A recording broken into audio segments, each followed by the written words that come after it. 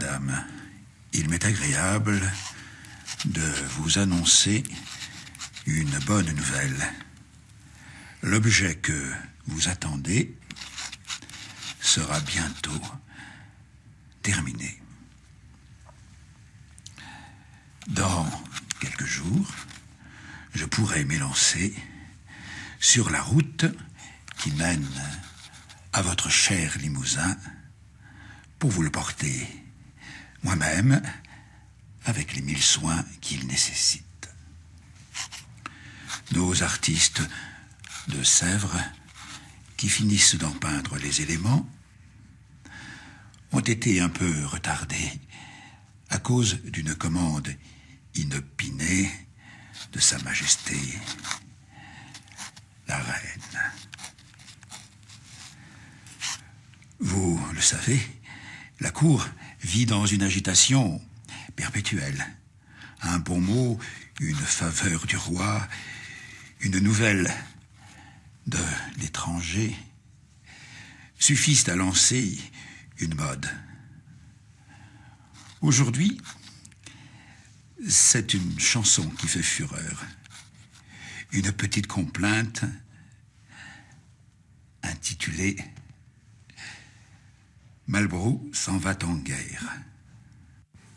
Depuis quelques semaines, à Versailles, tout est à la Malbrou. Les robes, les chapeaux, les danses. Et certains jeunes gens de la cour ont fait décorer de petits Malbrou leur racloir de langue.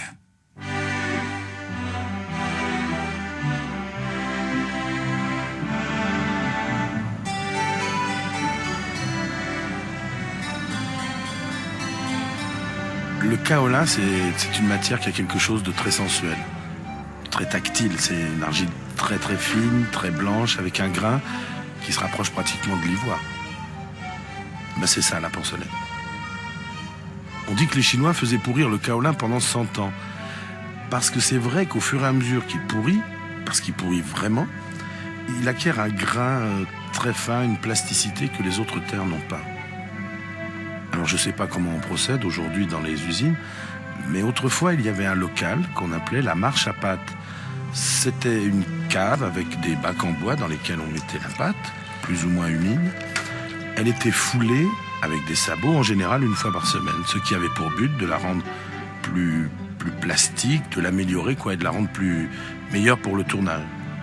Parce que quand on tourne ou quand on modèle, il y a un truc très important, c'est qu'il faut faire l'objet très vite. On ne peut pas travailler la terre indéfiniment, sinon elle sèche. Et là, on a cette sensation de temps qui s'arrête, qui se suspend, un peu comme pour les souffleurs de verre, j'imagine.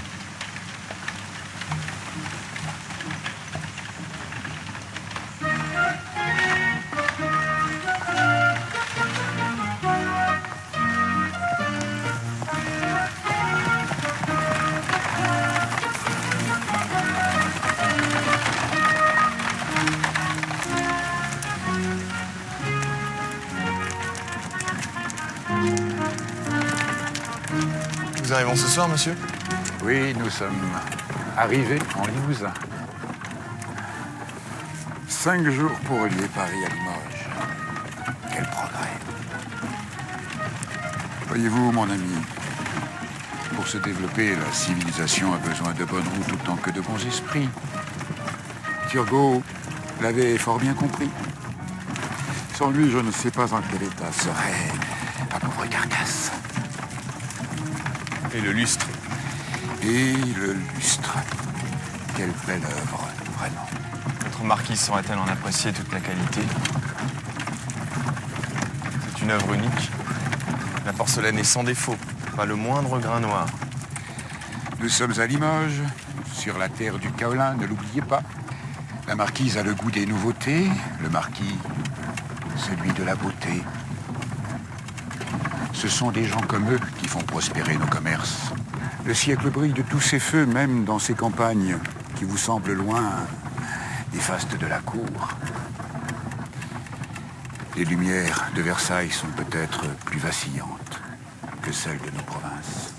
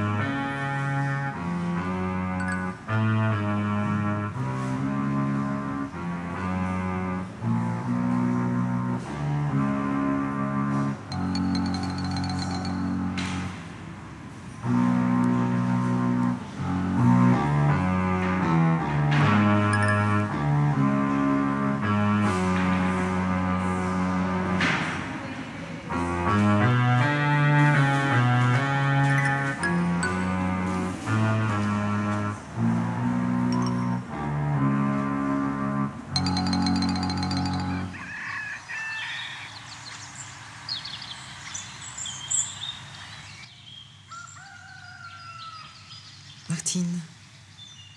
Ce monsieur qui vient me voir m'a écrit une lettre charmante. C'est un marchand de porcelaine qui connaît les meilleurs artistes. Il fréquente la cour. C'est lui qui m'a vendu tous les objets que tu vois ici. Certains viennent des fameuses manufactures de Vincennes, protégées par Madame de Pompadour. Madame de Pompadour s'occupait de porcelaine? Mais oui. Et aussi de peinture, sculpture, musique.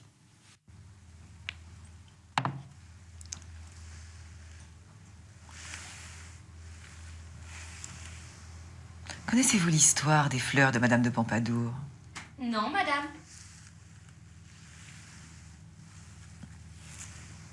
Un jour, Louis XV se rendit chez sa favorite, au château de Bellevue. Madame de Pompadour le conduisit dans ce qu'elle appelait son jardin. C'était au fond d'un salon un merveilleux massif de fleurs, aux couleurs les plus délicates. Le roi s'exclame, s'approche pour en sentir le parfum. Comment se fait-il, dit-il, que ces fleurs si belles ne sentent rien? Madame de Pompadour sourit et demande au roi de s'approcher. Encore, les fleurs étaient en porcelaine.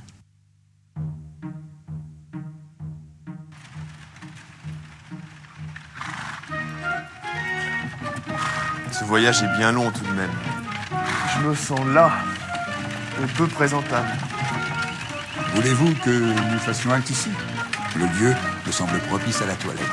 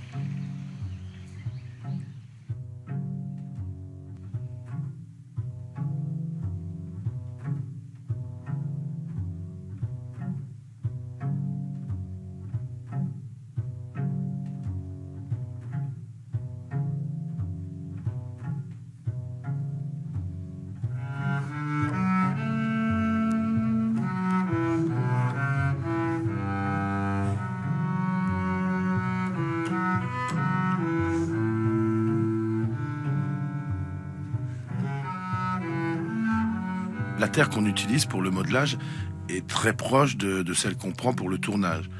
Alors si ce n'est qu'elle est évidemment un tout petit peu plus malléable. Quant au modèle des fleurs, le pincement de la terre doit être suffisant pour arriver juste à la bonne épaisseur, sans que la terre colle au doigt, sinon elle s'arrache, se déchire. Et donc, il faut qu'elle soit à la fois suffisamment souple et suffisamment sèche pour avoir une bonne tenue.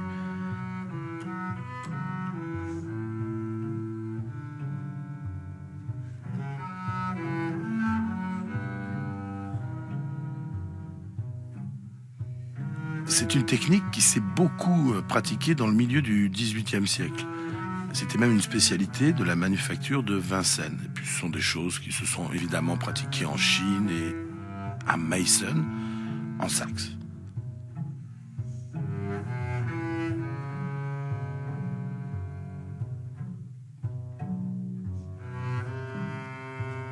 Et la difficulté, en fait, c'est de rendre toute la finesse, la transparence, la mollesse, presque la fraîcheur de la fleur. Et c'est ça qui est très difficile.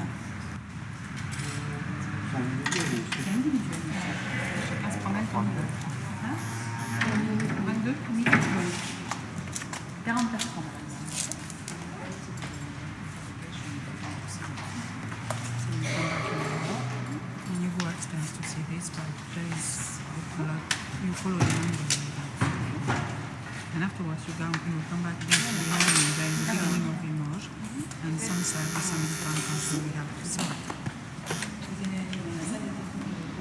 Un petit instant. Derrière une vidéo sur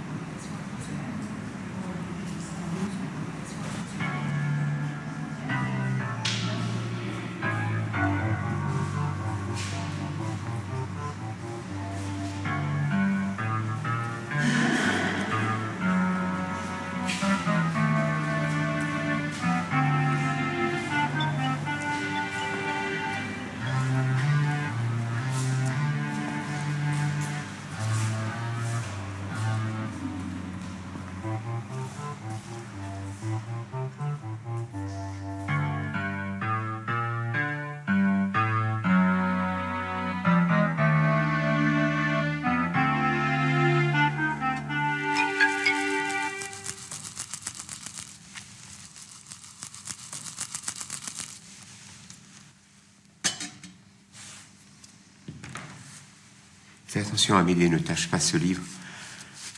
J'y tiens beaucoup. Je l'ai reçu hier de Paris, je crois qu'il va faire du bruit. Il témoigne d'un certain état d'esprit qui pourrait bien conduire le royaume vers de grands changements. De grands changements, monsieur le marquis? De quel genre? Un peu d'air, Amédée, un peu d'air. Le royaume en a besoin. Retiens bien ce que je te dis. Nous sommes en cette fin d'année 1780 et il se pourrait que ce livre de Louis-Sébastien Mercier amène une véritable révolution. Une révolution? Oui, dans les esprits, dans les habitudes, dans les mœurs. Est-ce que vous pensez que ça pourrait amener des troubles? Dans ce cas, Amédée, tout ce que je demande, c'est qu'on ne touche pas à mes collections. Je préfère qu'on me coupe la tête plutôt qu'on décapite cette jolie bergère. Est-ce que vous pensez qu'on pourrait couper des têtes? Non, Amédée. Je plaisante. Nous ne sommes plus en des temps barbares, on est au XVIIIe siècle. Ben, tu imagines des Français coupant la tête à d'autres Français au nom de la liberté de penser, peut-être.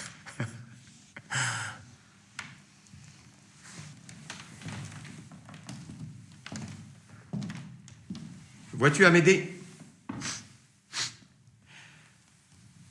si la France devait connaître ces changements qui sont nécessaires, à mon avis, il n'y aurait aucune effusion de sang. Tout se passerait dans le calme. Regarde. Un peuple qui est capable de faire cela est un peuple civilisé. Monsieur Turgot, qui vient de mourir, avait l'habitude de dire « Ne sont civilisés que les peuples qui mangent dans des assiettes de porcelaine. » C'est un peu excessif, j'en conviens. Monsieur Turgot a été 10 ans l'intendant général du Limousin. Il a été à l'origine de la fabrication de la porcelaine de Limoges, soit. Mais tout de même, il y a dans cette pensée une grande part de vérité. Tu ne connais pas Turgot? Non, monsieur le marquis. J'oublie toujours que tu es Poitevin. Monsieur me pardonne.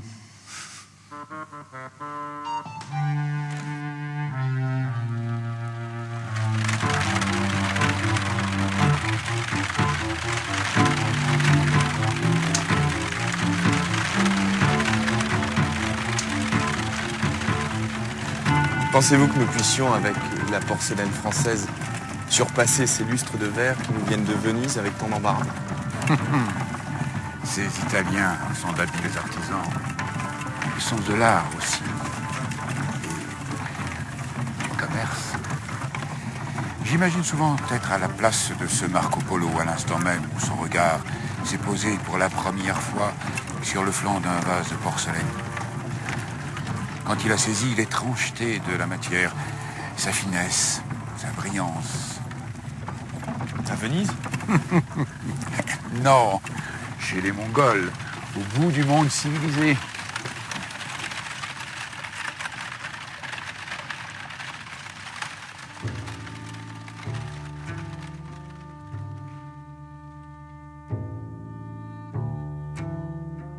Alors la barbotine, c'est toujours la même pâte, mais diluée avec beaucoup d'eau pour la rendre beaucoup plus liquide, un peu comme une pâte à crêpes.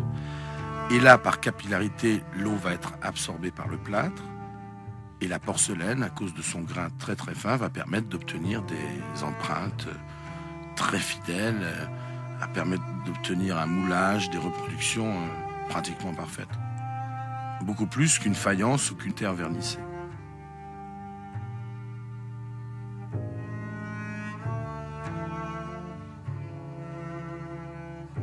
Après, il y a tout le travail de finition qui va permettre d'affiner les détails du moulage. Ce sont ces tout petits détails qui vont accrocher la lumière. Ce sont eux qui vont donner de la force à l'objet. On retrouve beaucoup d'anges comme élément décoratif, notamment au XVIIIe siècle. On le retrouve aussi dans des peintures plus anciennes comme celle de Véronèse, dans l'architecture, dans le mobilier, les luminaires comme ce lustre qui a été fabriqué par la manufacture de Capodimonte et qui est conservé dans le palais d'Aranjuez en Espagne.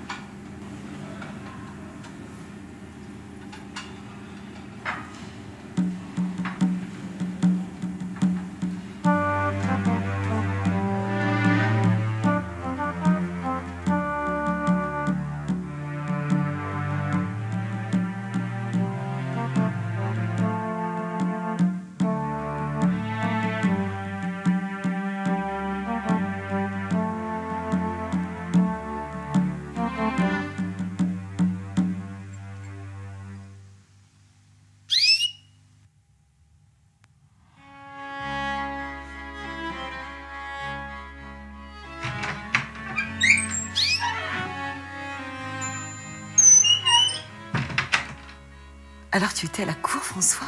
Oui, ma tante. J'étais à la cour le jour où la reine a accouché. Tout d'abord, on ne lui a pas révélé le sexe de l'enfant. Elle espérait tant un garçon qu'elle n'osait pas poser de questions. Elle était assise dans son lit, regardant avec anxiété son entourage. Et comme les visages étaient impénétrables, elle a cru qu'elle avait mis au monde une deuxième princesse.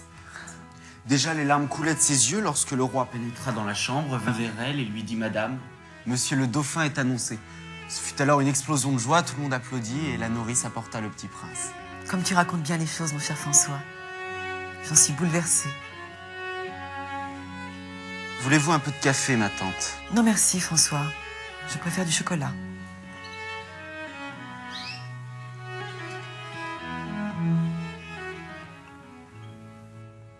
Seriez-vous comme Madame de Pompadour?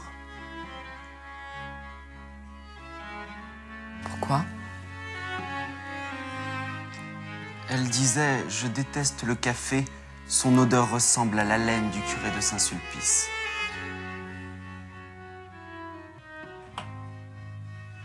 Tenez, savez-vous, vous qui prisez fort les jolies choses, qu'il existe des pièces d'échiquier et des jeux de tric-trac en porcelaine. Tout se porcelainise, comme disait l'autre soir Madame du Barry.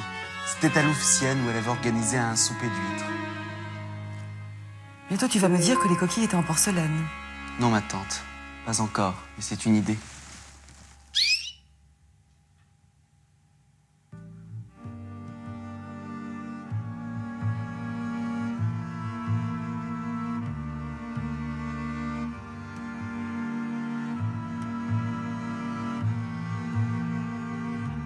Un des problèmes vraiment propres à la porcelaine et qu'on ne retrouve pas avec les autres terres, c'est qu'au moment de la cuisson de l'émail, l'objet perd 14% dans toutes ses dimensions. La hauteur, la largeur, l'épaisseur. Alors au moment de la fabrication, il faut en permanence avoir conscience de ce phénomène. En fait, le seul juge, c'est le four. Car la matière en fusion, dans le four à 1400 degrés, est complètement fragilisée. Les molécules vont se resserrer, l'objet va se rétracter et on va arriver à des épaisseurs infimes. Alors une maladresse, un défaut au tournage, une contrainte excessive de la terre au moment du modelage va se retrouver à la cuisson, va s'amplifier même, et l'objet va s'affaisser, se fendre ou se déformer, il sera plus bon qu'à la casse. Les accidents de cuisson, c'est fréquent, on casse beaucoup dans ce métier.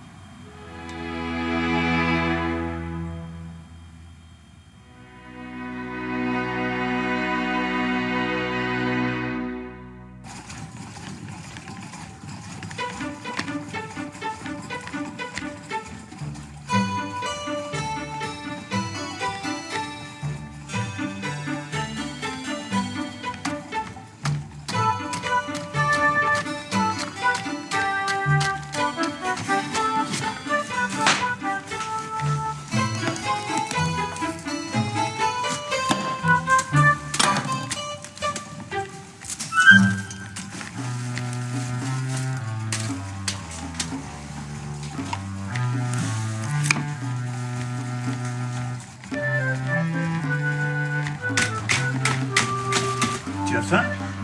Va voir là-bas. Allez.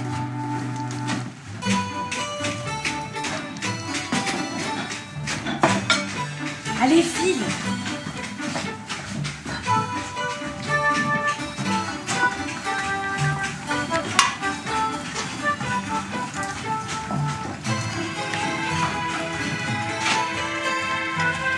Si vous prenez votre baiser hier soir. Aide-moi donc au lieu de me dire des bêtises. Ce ne sont pas des bêtises, Marie. Moi, j'aime les jolies choses. Et les jolies filles.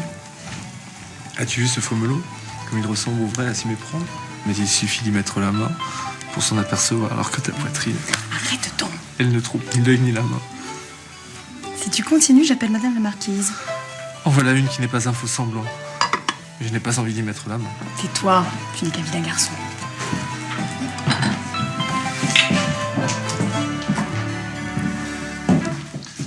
Je le pose où? Là.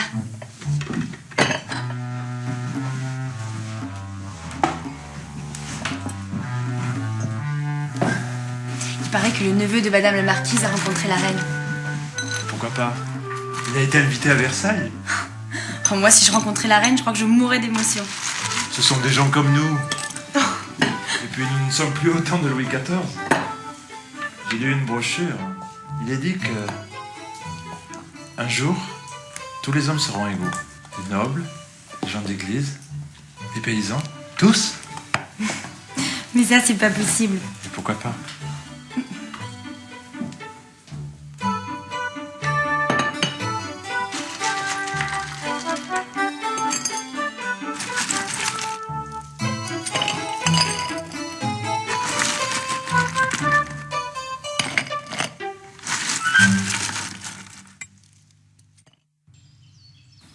Verrerie de Bohême, décor à leur fin. Fort bien, monsieur mon filleul. Vous faites honneur à votre maître.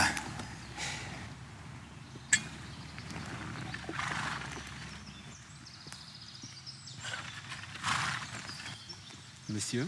Oui, qu'y a-t-il? L'aubergiste me fait dire que votre table vous est servie. Fort bien, nous arrivons à l'instant.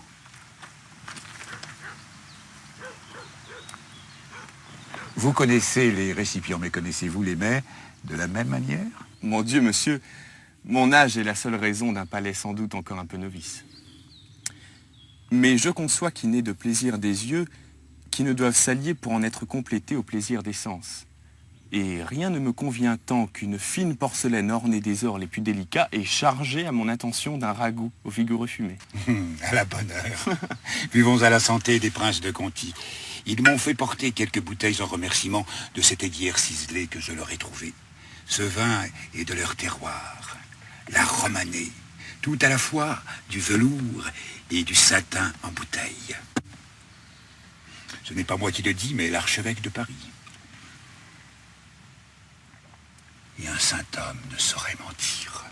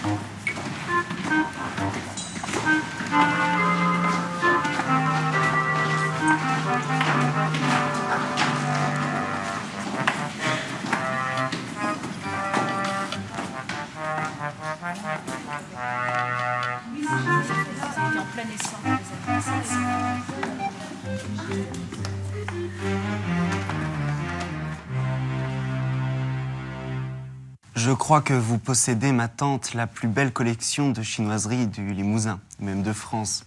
C'est vrai. Je suis très fière de mon empereur de Chine. C'est le marchand Mercier que j'attends, qui me l'a vendu. Quand il me l'a décrit, je lui ai dit « Je veux cet empereur à n'importe quel prix. » Et alors? Je l'ai eu à ce prix-là. Ceci me rappelle mon voyage à La Rochelle. Les ports sont des endroits très peu fréquentables pour une femme de condition. Quand je pense à tous ces gens qui s'embarquent là, vers l'inconnu, les pays sauvages. L'Amérique. Le roi a une idée bien extravagante d'aller aider les insurgés américains. Imaginez-vous ce que cette expédition nous coûte en argent, en matériel, en bateau, en armes et en hommes. À propos, a-t-on des nouvelles d'Hubert? Non. Nous savons seulement qu'il se bat dans l'armée de M. de Rochambeau, c'est tout. Quelle bêtise, aller se faire tuer pour aider des aventuriers sans foi ni loi. Savez-vous comment ils ont baptisé leur territoire? Les États-Unis d'Amérique.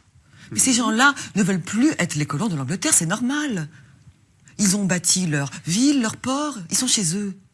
Je me suis laissé dire que beaucoup d'entre eux étaient des descendants de brigands qui ont fui leur pays pour éviter la prison. Je crains que vous ne vous trompiez, mon oncle. Monsieur Franklin, par exemple, que j'ai rencontré à Paris il y a 4 ans, est un homme tout à fait honorable et un grand savant que la reine a reçu et même couronné de laurier. Je pense que cette scène figurera un jour au fond de mon assiette.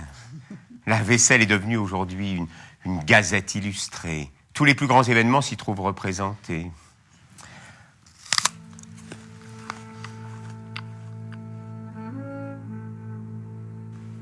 Ce qu'il faut savoir, c'est qu'à partir du XVIIe siècle et jusqu'au début du XVIIIe, les bateaux des compagnies des Indes rapportaient des cargaisons entières de porcelaine Ming, mais aussi des pièces fabriquées en Chine spécialement pour des amateurs européens. Ce négoce était tel qu'à un moment donné, ça a provoqué une fuite des devises et que là, les gouvernements européens ont décidé de favoriser la recherche.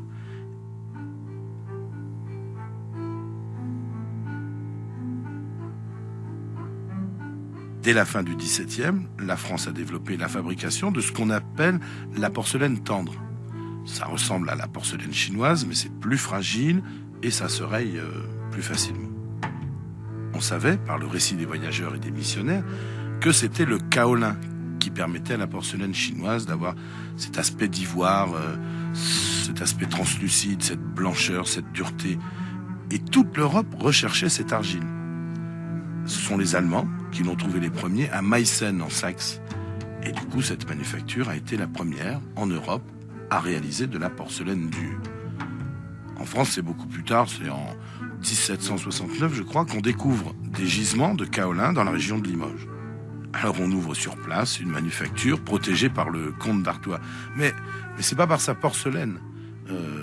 Limoges, au fond, on produit pas tellement que la ville est réputée. Non, c'est par l'exportation dans toute l'Europe d'un kaolin de parfaite qualité. Monsieur, une question m'embarrasse. Pourquoi songez-vous à vous retirer? La cour n'a pour vous point de secret. Vous êtes estimé des plus grands et vous avez acquis dans le commerce de l'art une réputation sans faille et sans équivalent. Je sens que mon temps est passé. Je n'ai écrit que des livres de contes et des inventaires. Et la porcelaine dont on a percé le secret charge les tables des riches sans remplir les assiettes des pauvres.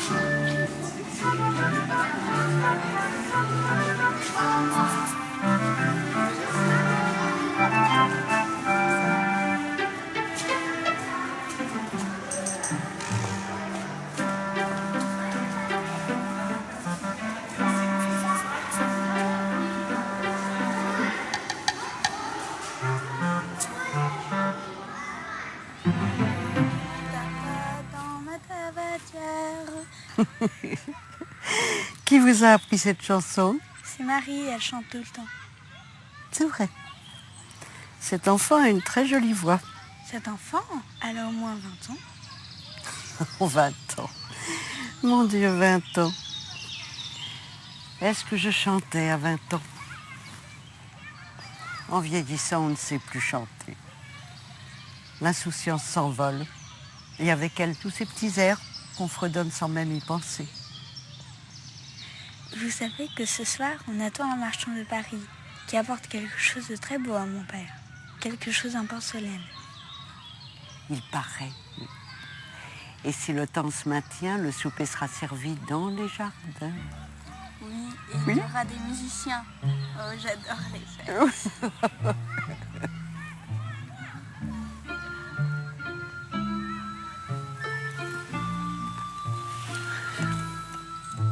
Le courrier de Paris annonçait le marchand. Et il annonçait aussi le renvoi de Necker. Et cela m'inquiète.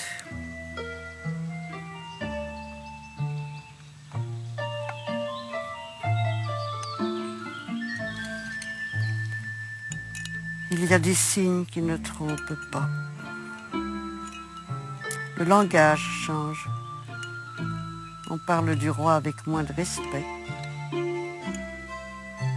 Des chansons satiriques circulent sur le roi. Des livres critiques aussi sur la cour.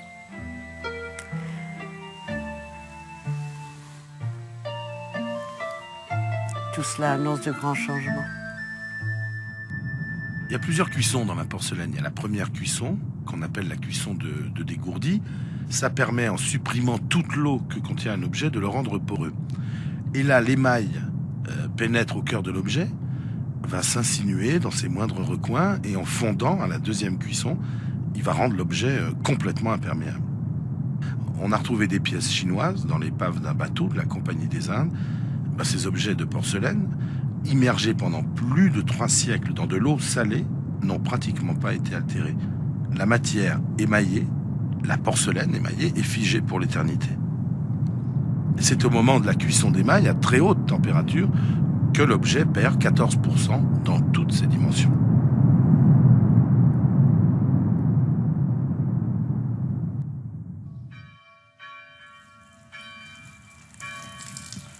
Entendez-vous, l'Angélus?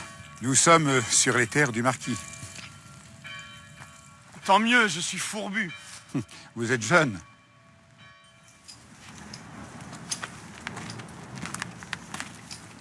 À ce propos, je n'arrive pas à me faire une idée de nos hôtes.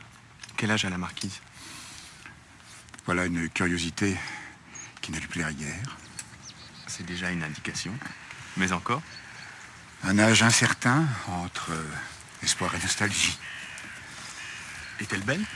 Encore pour quelques soirs, sous les feux de notre lustre, et pour vous sans doute elle brillera d'une joie juvénile. La lumière des candélabres donne aux femmes une carnation de porcelaine. Montez, mon filleul, il commence à pleuvoir. Cocher.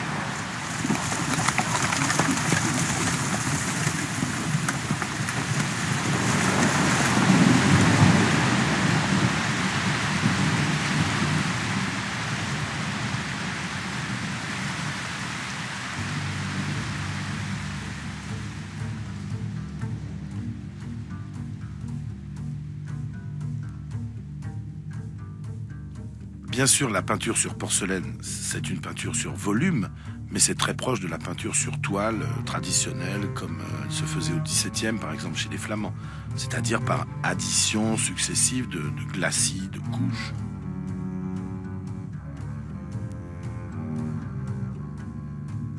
Alors, les couleurs sont des oxydes métalliques mélangés avec des fondants pour permettre une cuisson à basse température, aux environs de 800 degrés. Une cuisson, on appelle ça la cuisson de petit feu. Et comme chaque couleur a une température de fusion différente, on peut être obligé de cuire un objet 1, 2, 3 fois, voire 4, voire 5 fois, pour obtenir les nuances, ou même pour revenir avec précision sur des détails très fins. Chaque couleur est complètement modifiée à la cuisson. Elle se révèle, elle apparaît en fait juste à la bonne température. Alors quand on peint, on travaille toujours en fonction des couleurs cuites. Et après cuisson, les couleurs sont complètement différentes. Elles sont plus lumineuses, plus transparentes. Elles vont napper l'émail tout en rentrant en profondeur dans la matière.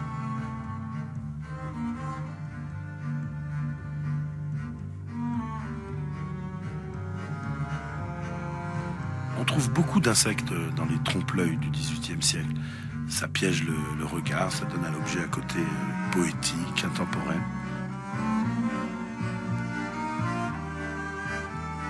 On trace d'abord avec une couleur, du gris ou du pourpre, et puis on monte petit à petit les autres teintes pour terminer avec les choses plus précises, comme les pattes, avec un brun ou un noir.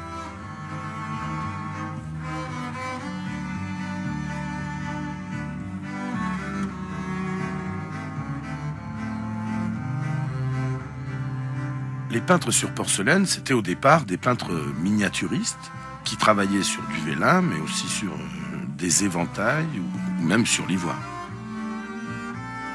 Le raffinement, le souci de précision qu'on retrouve à toutes les étapes de la fabrication de la porcelaine correspondait parfaitement au désir et au goût de la grande noblesse et de la très haute bourgeoisie. C'était un art de cour.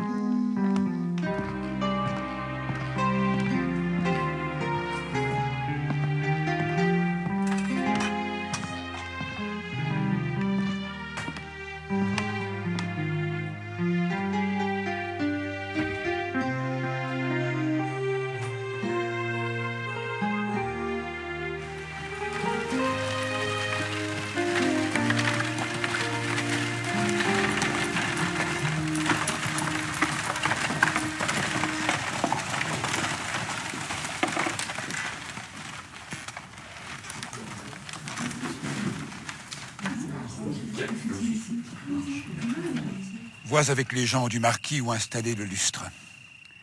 Veillez vous-même à son déballage et avertissez-moi lorsque ce sera fait. Je veux être là pour le découvrir à nos hôtes.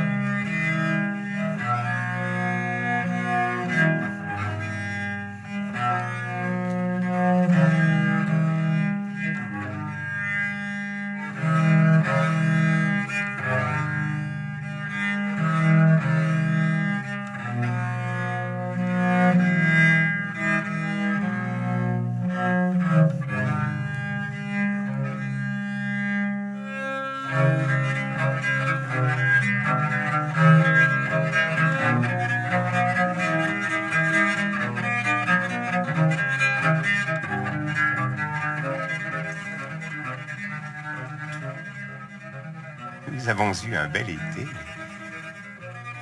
Et cette petite fête sur la terrasse sera la dernière. Ce marchand vous a fort diverti. Il y a longtemps que je ne vous ai vu si animé. Il a de l'esprit, de la culture. Il m'apportait des nouvelles de Paris. Vous-même m'avez paru goûter la conversation du filleul, qui a belle figure, je le reconnais. Entre les souvenirs de votre mère et la niaiserie de votre neveu, ce jeune homme serait mort d'ennui. Il connaît déjà beaucoup de choses. Savez-vous ce qu'on raconte? Alors que l'Europe entière cherchait partout la fameuse terre de kaolin pour fabriquer la porcelaine, on s'en serait servi ici même, pour blanchir la lessive quand on manquait de savon. On cherche quelquefois bien loin ce que l'on a apporté de main. Sans doute. Sans doute. Monsieur le marquis, madame la marquise, le lustre est en place. N'attendons pas, nous sommes impatients de le découvrir.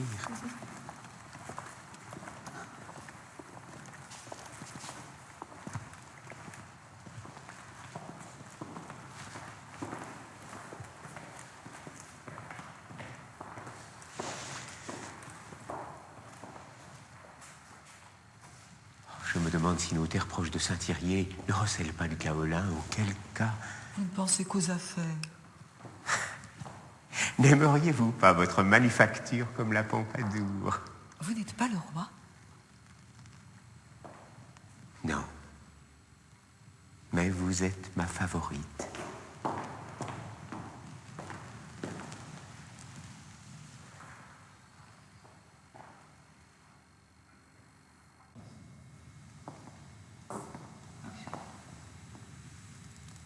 Charles, est-ce vrai ce que l'on entend dire partout?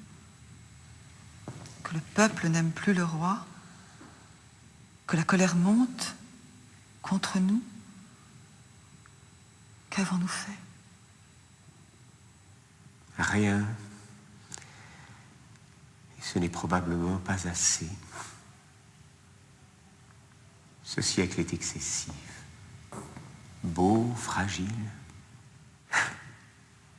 Il vous ressemble. Ce siècle a brillé d'un vernis éphémère, mais il se fendille. Il passe, il casse. Un siècle de porcelaine.